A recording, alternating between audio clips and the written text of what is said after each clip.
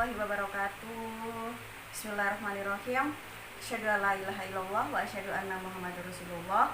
Allahumma sholli ala Muhammad wa ala ali Muhammad, amma ba'd. Ya anak-anakku, gimana kabarnya? Sehat? Semoga kita selalu dalam lindungan Allah. Semoga kita semua selalu diberi kesehatan. Dan hari ini Ustadzah akan memberikan kalian satu materi. Nah, materinya ini baru yaitu materi terakhir dalam semester 2 ini. Nah, materinya adalah tentang teks buku non-fiksi dan fiksi. Nah, di dalam materi ini nanti Ustadzah akan menjelaskan yang pertama yang kita pelajari adalah tentang unsur buku yang fiksi. Yang kedua, tentang unsur buku non-fiksi. Nah, nantinya dari masing-masing unsur ini nanti kalian, harapannya Ustadzah, kalian bisa menyimpulkan kira-kira unsur buku fiksi itu apa. Kemudian yang kedua, perbedaannya apa. Nah, itu nanti kalian bisa membandingkan perbedaannya. Nah, sebelum kita masuk pada materi, nanti di dalam video ini juga Ustadzah akan memberikan kalian cara bagaimana nanti kalian bisa mengomentari suatu buku, baik itu buku fiksi maupun buku non-fiksi. Kalau kalian kurang paham mengomentari itu yang bagaimana sih Ustadzah? Nah, itu nanti insya Allah di sini akan dibahas juga. Kira-kira hal apa sih yang bisa dikomentari dalam suatunya? Tanpa lama-lama ya, kita mulai saja pembelajarannya. Selamat diikuti dan selamat untuk berkonsentrasi ya nak. Selamat belajar juga. Ya, baik. Ustadzah dalam kelas sering menjelaskan kepada kalian dan kita juga sering berdiskusi tentang perbedaan antara buku fiksi itu apa sih Ustadzah? Buku non-fiksi itu bagaimana? Itu kan sudah sering Ustadzah jelaskan. Bahkan kalian tanpa Ustadzah review pun sekarang ini kalian sudah tahu gambaran tentang buku fiksi itu. Contohnya ini, contoh buku non-fiksi itu adalah ini. Itu kan? Nah, buku non-fiksi ini kira-kira masuk apa? Ini adalah novel. Nah, novel ini adalah masuk dalam kategori buku fiksi. Sedangkan ini adalah buku paket. Buku paket ini adalah masuk dalam kategori buku non-fiksi. Dari kedua contoh ini, kalian sudah bisa menyimpulkan kan? Kira-kira buku fiksi dan non-fiksi itu bagaimana? Baik, buku fiksi itu adalah yang ini pengertiannya. Ya, buku yang sifatnya imajinatif. Nah, sifatnya imajinatif, kemudian sifatnya juga menghibur. Itu adalah salah satu kategori atau satu kunci tentang buku fiksi. Selanjutnya, yang di sebelah sini, ini adalah buku non-fiksi. Buku non-fiksi adalah berbeda dengan buku fiksi. Buku non-fiksi lebih formal bahasanya. Kemudian bisa mengandung ilmu pengetahuan, bisa berupa misalnya buku paket contohnya, atau buku bacaan-bacaan lain yang biasanya kalian baca waktu jam literasi nak.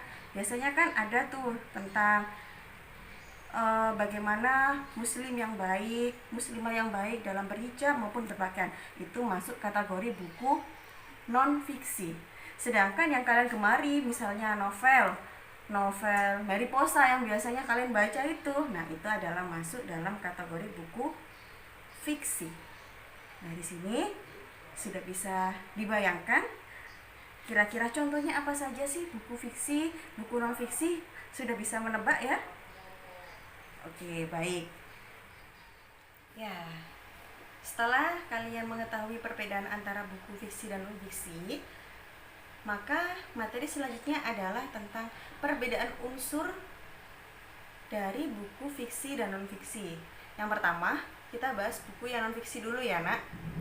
Nah, di dalam buku non-fiksi itu unsurnya adalah di atas ini. Nah, sini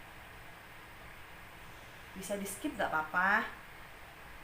Sudah dibaca? Baik, yang pertama adalah judul. Jadi sebelum masuk di dalam sebuah buku, contohnya misalnya ini nak, ini adalah buku bahasa Indonesia ya. Nah, maka Unsur yang pertama adalah ada covernya. Cover di dalamnya ini ada buku, judul buku. Setelah itu nanti, nah ini sudah. Nah, yang merah-merah ini apabila kalian tidak terlihat, ya, ini kalian bisa lihat atau dicek di bukunya masing-masing.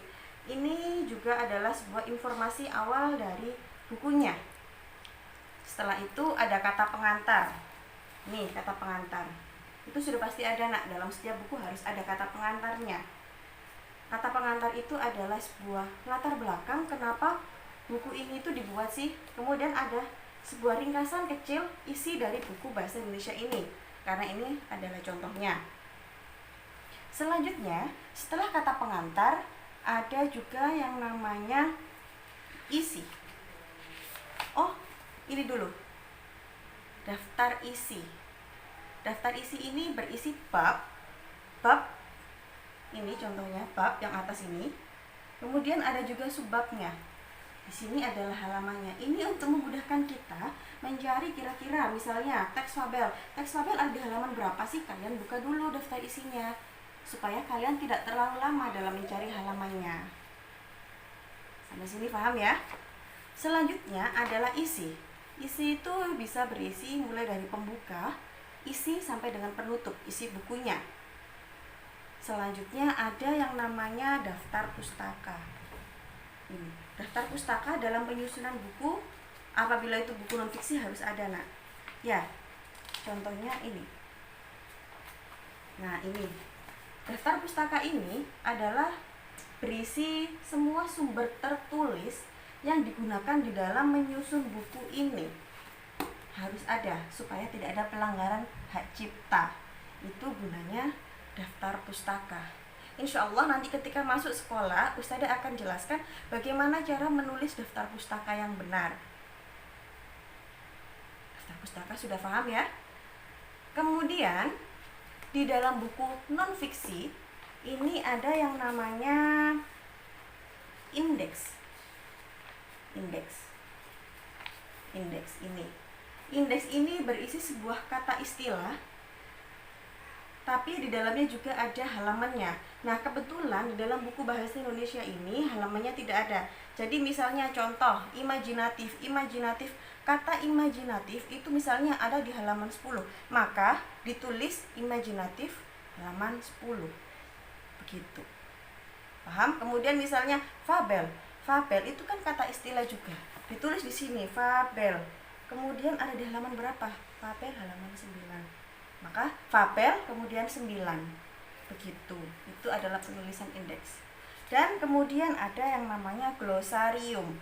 Kalau tadi di dalam indeks itu tidak ada penjelasannya. Misalnya imajinatif. Ya sudah, imajinatif halaman 10 tanpa ada penjelasannya. Tetapi di dalam glosarium itu ada penjelasannya. Misalnya imajinatif adalah bla bla bla bla. Itu semuanya ada di dalam glosarium. Ya. Sampai sini bisa diikuti Ustaz ya. Semoga bisa ya. Mudah kok. Unsur buku non-fiksi. Selanjutnya yaitu unsur buku fiksi. Sini. Ya. Ustazah rasa tanpa dijelaskan sama Ustazah kalian sangat paham betul unsur buku fiksi itu. Pasti ada tema, tokoh penokohan, latar, alur, dan semuanya. Terlepas dari pasti ada yang namanya covernya. Ustazah kira-kira di dalam sini juga ada penjelasannya dari mulai halaman berapa dan sebagainya. Ada. Semua buku pasti ada. Semua unsur buku pasti ada. Paham ya? Iya. Ya, baik. Insya Allah paham. Buku non-fiksi maupun fiksi yang bisa dikomentari di dalam unsur tersebut adalah ini. Ini untuk yang buku fiksi. Ya, bisa dibaca ya, yang sebelah sini.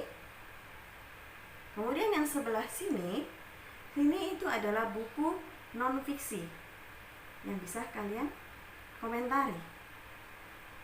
Sebelum Ustazah jelaskan struktur komentarnya bagaimana atau penulisan komentarnya bagaimana, coba kalian amati dulu yang sebelah sini. sama yang sini. Sudah ya? Baik, kita mulai untuk penulisan strukturnya atau cara menuliskan komentar yang baik di dalam buku fiksi maupun non-fiksi. Baik, semoga kalian tidak bosan ya dengan materinya. Selanjutnya adalah tentang cara mengomentari sebuah buku, baik itu buku fiksi maupun buku non-fiksi. Baik, kita mencoba untuk mengomentari sebuah buku non-fiksi dulu ya. Buku non-fiksi itu pertama, cara mengomentari atau cara mengulas. Jadi kalian bisa mengomentari suatu karya itu dengan cara kalian bisa mengonsumsi atau menikmati karya tersebut dengan cara membaca misalnya. Baik, cara mengomentari buku non-fiksi yang pertama adalah kalian harus menulis identitasnya dulu. Identitas buku itu bisa berupa judul buku, kemudian nama pengarang, nama penerbit, jumlah halaman, tebal buku, tahun terbit, dan sebagainya. Selanjutnya yaitu sinopsisnya. Sinopsis buku.